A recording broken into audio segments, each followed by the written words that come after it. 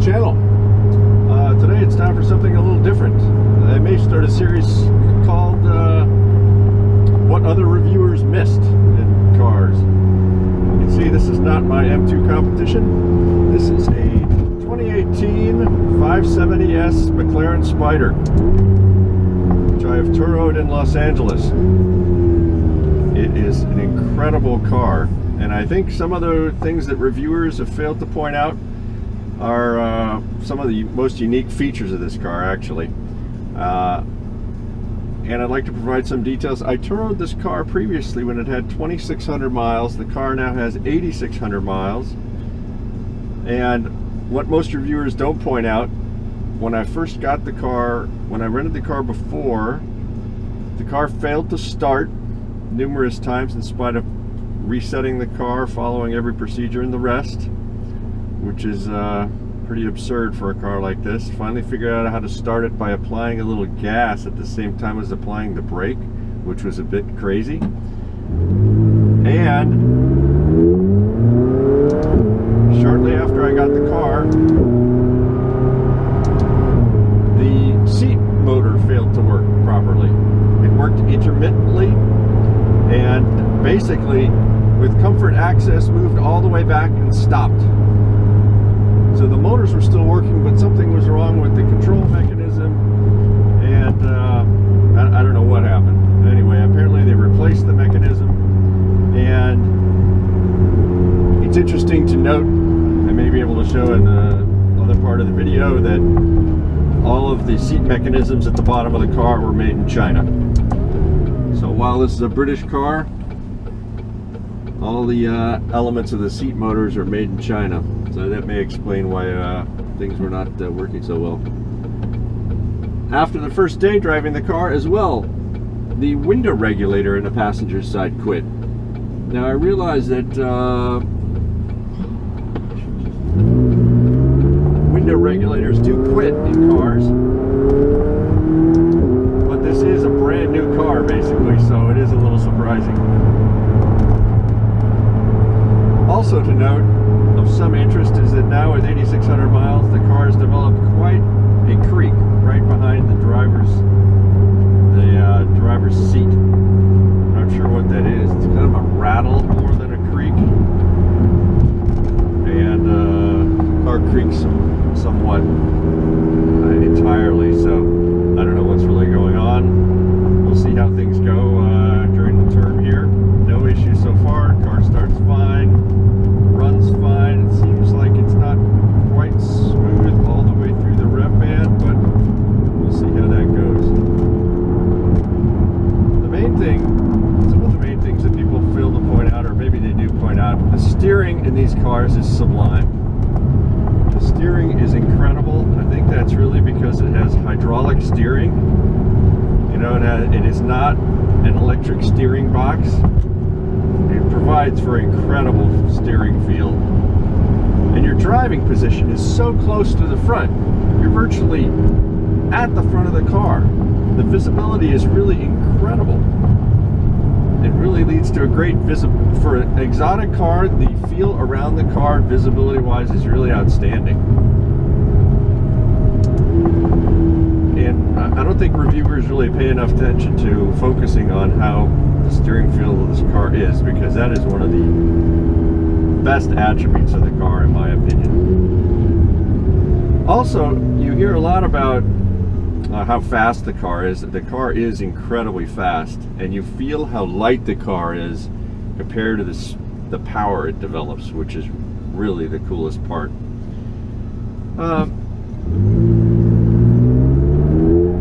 The other thing that people don't really focus on, I think, is the ride.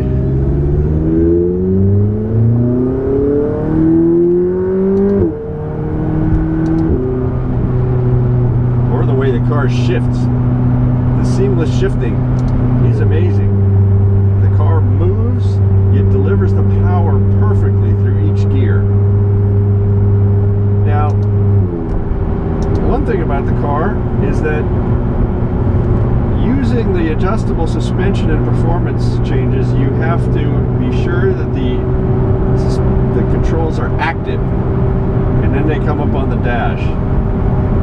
This car with the suspension in regular mode, not in sport, is not harsh at all. There have been comments, including Doug DeMuro, that the ride of this car was very stiff.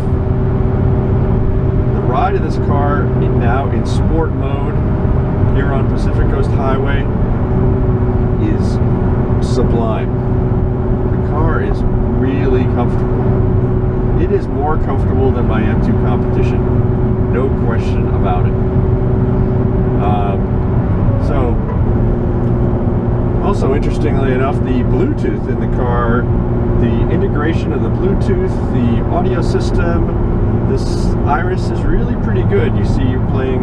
This is playing Pandora Bluetooth off my phone. Works pretty well. Works pretty well. Anyway, back to the ride. The ride is really comfortable. I mean, setting the car in the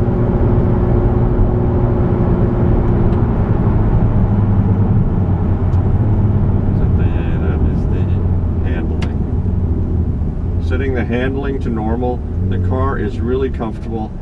And compared, I would compare it to a 997 Turbo, where there's no weight in the front and the cars tended to porpoise a lot. This car rides really well. It is really comfortable. I mean, I don't think you could really consider this a daily driving car, but it is a comfortable GT. As well as being fast, it is just a very, very comfortable ride.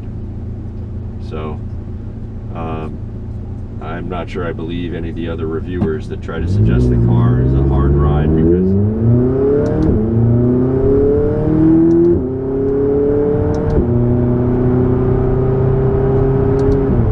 you can probably even see on the video how seamless the transmission is. And indeed, I believe the name is Seamless Shift Transmission, so that part is really terrific about this car. So I'll try to log in some more video as my time with the car progresses, and hopefully you'll find it interesting. Thanks for watching.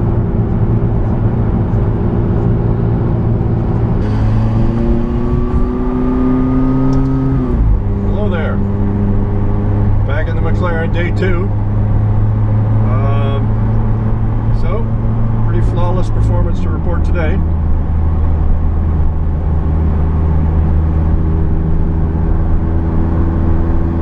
Everything has gone very well. The seat performs perfectly.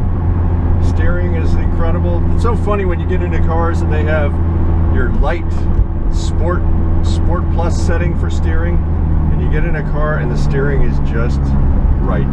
It's just the way it should be. It's pretty light when you're parking, and it feels pretty heavy and on target when you're driving quickly. Really what you want.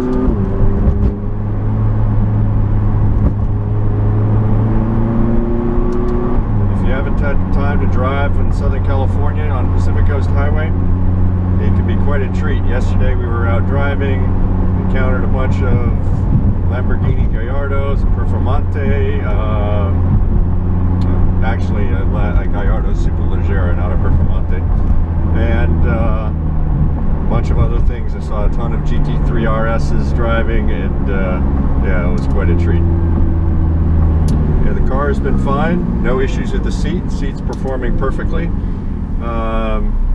It started perfectly as well. Interestingly, this morning I turned on the car, pushed the radio button, no tuner found. I'm not sure why I can't find the tuner for the radio, so I'm not sure what the issue with that is, but apparently it couldn't find the tuner, so no radio. I can and it's still actively Bluetoothing off my phone, so it doesn't seem to be a complete issue with the Iris, but that seems to be the issue. There's a nasty creak from the right behind the driver's seat. That seems to be associated with the top, because this is a Spyder. I don't know what is wrong with the mechanism, but the mechanism is somehow flopping or loose right behind the driver's seat, so that is pretty annoying. But the principal issue is that, the principal point is that detect the issue when the top is down. So, as mentioned before, the seamless shift is really awesome. You get on this car, you shift it, it just really smoothly shifts but delivers the power so hard. It's incredible. So it's really, the transmission in these cars is really fantastic as well. Currently riding in Sport with the transmission in Sport, and the ride is perfectly tolerable. I'm not sure how the picture is going to be because I haven't previewed it, but I expect it's not as smooth as it could be, but it should be pretty decent. So, not sure if you can hear the creaking of the top on the video.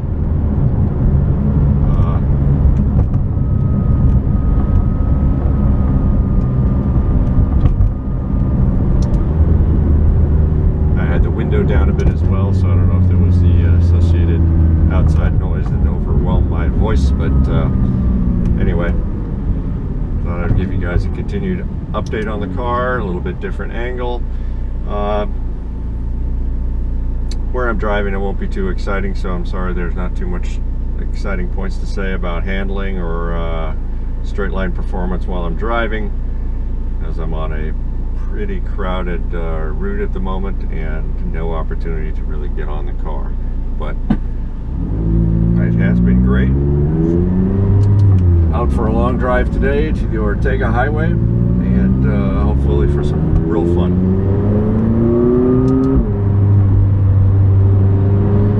Only other comment is that this car does not have the Sport exhaust, which I think is a great addition to the car if anybody considers one. The sound without the Sport exhaust is really not too enticing, but at modest RPM in most of the gears, there's a fair amount of engine drone. Now you hear this is 7th at 74 miles an hour. It's much quieter, but only when you get below about 3,000 RPM you get rid of the drone. So otherwise, even with the stock exhaust, it really has a fair amount of drone actually. So it's a little bit surprising for a car without Sport exhaust. So that's an interesting comment to note. Otherwise, you know, fit and finish of the rest of the car has been nice.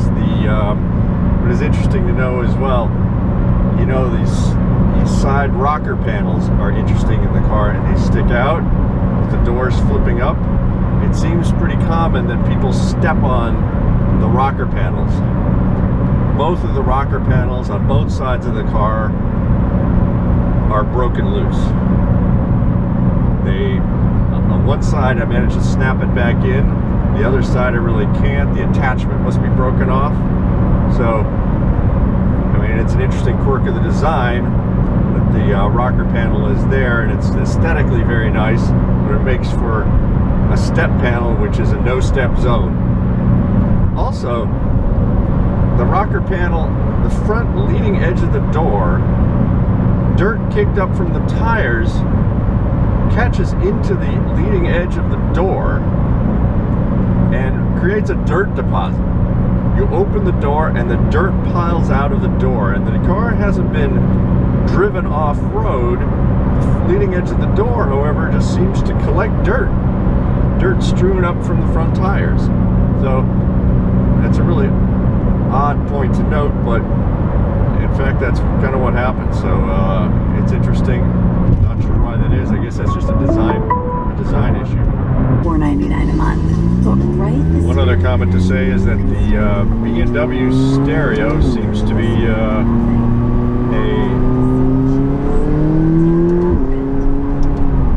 like most people, you get into acceleration, you have to focus. The B&W stereo seems to be standard now on all of the cars. I don't see it listed as an option on the 2018s, 2016s, and 2017s. The B&W is extra, and you know, as somebody that has spent a fair amount of time with high-end audio and modifying stereos in cars, the audio system for this car is pretty good. B&W is a pretty good maker, English maker, needless to say. Well, ties in with the car in their choice, but B&W audio system is really a good one from the factory. So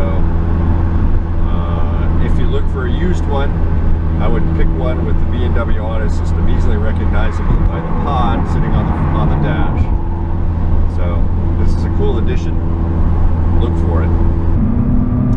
Well, here we are, day 2, out on the Ortega Highway, and everything has gone really well so far. Wouldn't you say? The car's really fast. That is the easiest thing to say, indeed. But so far so good. No big issues. You do have to watch for low ground clearance with this car, though. No question about that. Fortunately, virtually every car they sell is equipped with a nose lift, so if you ever find a used car without a nose lift, that would not be the car I would buy. So, out here on a Monday, remarkable amount of traffic for what you would think would be a weekday when nobody is necessarily using this road. I think nobody is using the road for recreational purposes. Everybody's using it for commercial purposes. So everybody has some business to do, I guess, today. But no question, the car is at home out here. And I'm sure you can really test the limits, which I'm not really going to do today, but it is quite the dream to drive, and really smooth. I've got the car in even the suspension in sport mode at the moment. And I guess one of the unique features about the car is you have to change the suspension by pushing the active button. If you don't push the active button, the car automatically defaults to normal mode.